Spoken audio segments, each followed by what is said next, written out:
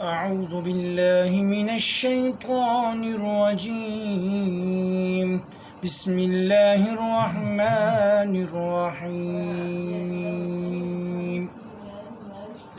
أمن خلق السماوات والأرض وأنزل لكم من السماء ماء فأنبتنا به حدائق ذات بهجة ما كان لكم أن تنبتوا شجرها أإله مع الله بل هم قوم يعدلون. أمن جعل الأرض قرارا وجعل خلالها أنهارا وجعل لها رواسي وجعل بين البحرين حاجزا أإله مع الله بل أكثرهم لا يعلمون. أمن يجيب المضطر إذا دعاه ويكشف السوء ويجعلكم خلفاء الأرض أإله مع الله قليلا ما تذكرون. أمن يهديكم في ظلمات البر والبحر ومن يرسل الرياح بشرا بين يدي رحمته أإله مع الله تعالى الله عما يشركون. أمن يبدأ الخلق ثم يعيده ومن يرزقكم من السماء والأرض أإله مع الله قل هاتوا برهانكم إن كنتم صادقين. قل لا يعلم ما في السماوات والأرض الغيب إلا الله وما يشعرون أيان يبعثون بل ادارك علمهم في الآخرة بل هم في شك منها بل هم منها عمون. وقال الذين كفروا وإذا كنا ترابا وآباؤنا أئنا لمخرجون لقد وعدنا هذا نحن وآباؤنا من قبل إن هذا إلا أساطير الأولين. قل سيروا في الأرض فانظروا كيف كان عاقبة المجرمين ولا تهزن عليهم ولا تكن في ضيق مما يمكرون ويقولون متى هذا الوعد إن كنتم صادقين. قل عسى أن يكون ردف لكم بعد الذي تستعجلون وإن ربك لذو فضل على الناس ولكن أكثرهم لا يشكرون.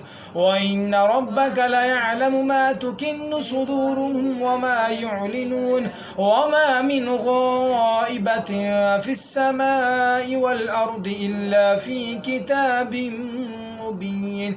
إن هذا القرآن يقص على بني إسرائيل أكثر الذي هم فيه يختلفون وإنه لهدى ورحمة للمؤمنين. إن ربك يقضي بينهم بحكمه وهو العزيز العليم. فتوكل على الله إنك على الحق المبين. إنك لا تسمع الموتى ولا تسمع الصم الدعاء إذا ولوا مدبرين وما أنت بهاد العمي عن ضلالتهم إن تسمع إلا من يؤمن بآياتنا فهم مسلمون. وإذا وقع القول عليهم أخرجنا لهم دابة من الأرض تكلمهم أن الناس كانوا بآياتنا لا يوقنون. ويوم نهشر من كل أمة فوجا ممن يكذب بآياتنا فهم يوزعون حتى إذا جاءوا قال أكذبتم بآياتي ولم تحيطوا بها علما أم ماذا كنتم تعملون. ووقع القول عليهم بما ظلموا فهم لا ينطقون. أولم يروا أنا جعلنا الليل ليسكنوا فيه والنهار مبصرا إن في ذلك لآيات لقوم يؤمنون ويوم ينفخ في الصور ففزع من في السماوات ومن في الأرض إلا من شاء الله وكل أتوه داخرين وترى الجبال تحسبها جامدة وهي تمر مر السحاب صنع الله الذي أتقن كل شيء إنه خبير بما تفعلون من جاء بالحسنة فله خير منها وهم من فزع يومئذ آمنون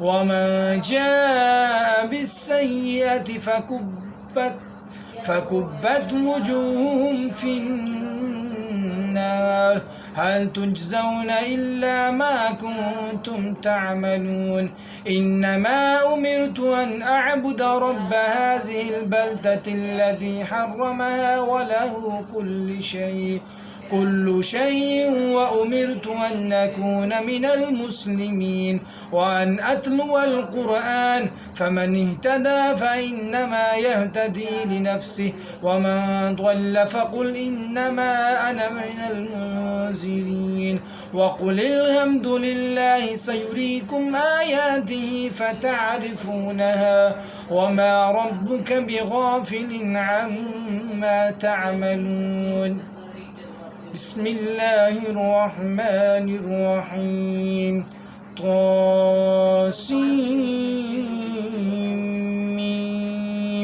تلك آيات الكتاب المبين نتلو عليك من نبع موسى وفرعون بالحق لقوم يؤمنون إن فرعون علا في الأرض وجعل أهلها شيعا يستضعف طائفة منهم يذبح أبناءهم ويستحيي نساءهم إنه كان من المفسدين ونريد أن نمن على الذين استضعفوا في الأرض ونجعلهم أئمة ونجعلهم الوارثين صدق الله العظيم.